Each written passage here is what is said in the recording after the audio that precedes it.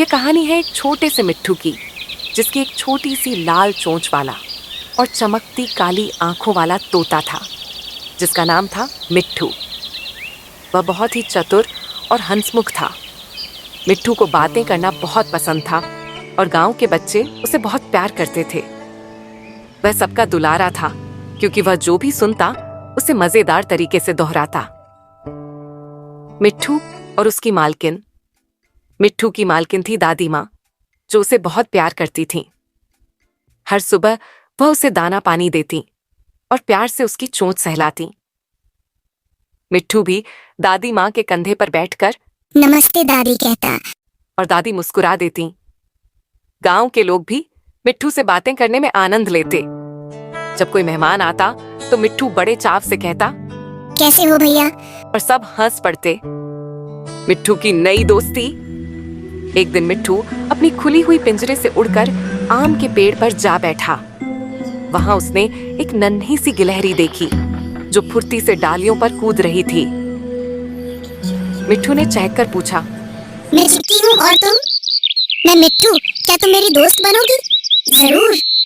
अब दोनों रोज मिलते, खूब बातें करते और साथ में आम खाते। गांव में यह अनोखी दोस्ती चर्चा का विषय बन गई थी। एक बड़ा खतरा। एक दिन गांव में एक बिल्ली आई, जो बहुत चालाक और भूखी थी। उसने सोचा, अगर यह तोता मेरे हाथ लग जाए तो मेरा पेट भर जाए। वह चुपचाप दादी माँ के आंगन में घुस गई और मिट्ठू की तरफ बढ़ने लगी।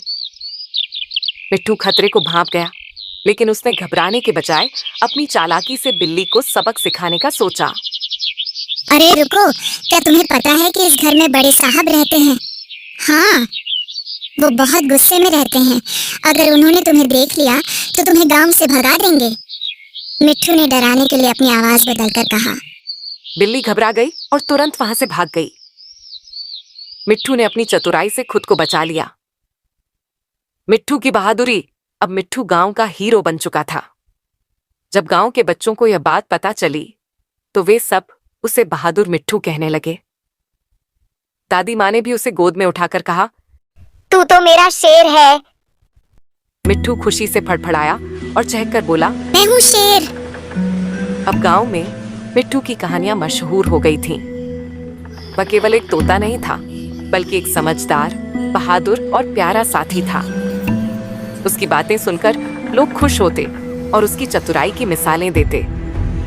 सीख। इस कहानी से हमें यह सीख मिलती है कि बुद्धिमानी और हिम्मत से बड़ी मुश्किल को हल किया जा सकता है, बल्कि एक समझदार, बहादुर और प्यारा साथी था। उसकी बातें सुनकर लोग खुश होते और उसकी चतुराई की मिसालें देते। सीख। इस कहानी से हमें यह सीख मिलती है कि बुद्धिमानी और हिम्मत से बड़ी मुश्किल को हल किया जा सकता है,